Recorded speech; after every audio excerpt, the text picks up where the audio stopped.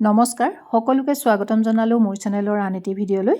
আজি মই বনাবলৈ লৈছোঁ কলপাতত দিয়া এই পিঠাবিধ। দেখিবলৈতো ধুনীয়া হয়ে, খাবলৈও বহুত বেছি ভাল লাগে। আহকচোন এই পিঠাবিধ মই কিদৰে বনাইছোঁ আপোনালোকক দেখুৱাওঁ। তাৰ বাবে মই প্ৰথমতে কেৰাহীত দিলোঁ গুড় আৰু ৰুকি লোৱা নাৰিকল অলপ দিলোঁ আৰু এইখিনি মই ভালদৰে প্ৰথমতে ভাজি ল'ম। অলপ সময় ভজাৰ পিছতে ইয়াতে মই ইলাচি পাউডাৰ আধা চামুচ দিছোঁ আৰু লগতে এচামুচ ঘিউ দিছোঁ। ঘিউ দিলে টেষ্টটো খুব বেছি ভাল হয়। তাৰপিছত মই এইখিনি অলপ সময় ভজাৰ পিছতে গেছটো অফ কৰি দিলোঁ। একেবাৰে লাড়ু বনোৱা নিচিনাকৈ নাভাজিলেও হ'ব। তাৰপিছত পুনৰ মই কেৰাহীখনত আকৌ দিলোঁ 1.5 চামুচ ঘিউ। এতিয়া মই ইয়াতে ভাত খোৱা চাউলৰ শুকান পিঠাগুড়ি এবাটি দিছোঁ আৰু এচিকুটমান ইয়াতে দিছোঁ নিমখ। দিয়াৰ পিছত এইখিনি মই অকণমান ভালদৰে মিক্স কৰি ভাজি ল'লোঁ।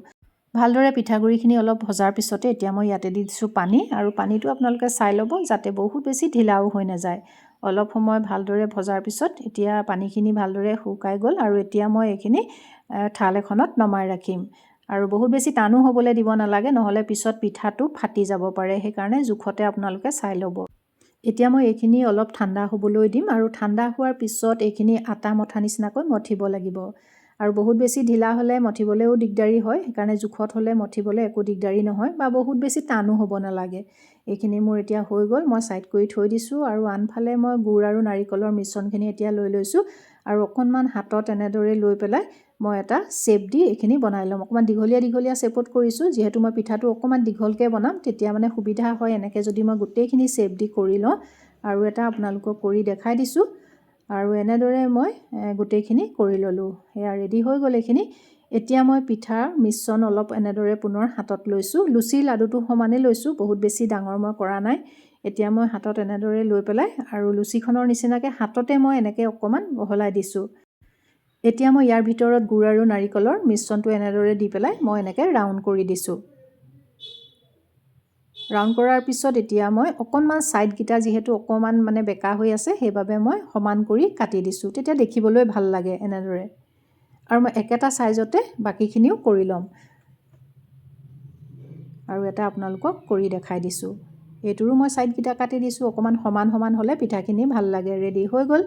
এতিয়া মই এই পিঠাখিনি যিহেতু কলপাতত মেৰিয়াই দিম, তাৰ বাবে মই কলপাতখিনি একদম পিঠাকেইটাৰ জোখত কাটি ল'লোঁ। তাৰপিছত মই ভালদৰে এইখিনি ধুই ল'লোঁ। ধুই লৈ মই অকণমান গেছত দি এইখিনি অকণমান লেৰেলাই ল'লোঁ।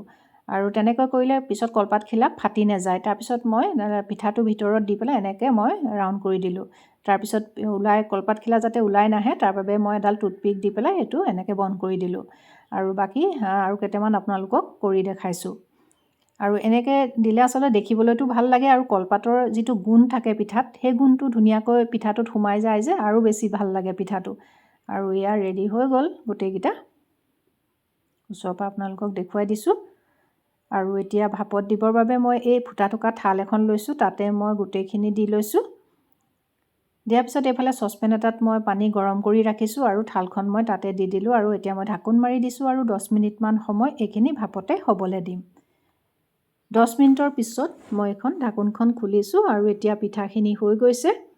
আৰু এই পিঠাবিধ আপোনালোকে খাবৰ সময়ত কলপাতখিলা নিজে খুলি খাব পাৰিব। খুলি থ'ব নালাগে কলপাতখিলা, কাৰণ কলপাতৰ গুণটো ভিতৰলৈকে পিঠাটোত সোমাই যায় আৰু কলপাতত দিয়া পিঠা হওক বা যিকোনো বস্তুৱেই খাবলৈ বহুত বেছি ভাল লাগে।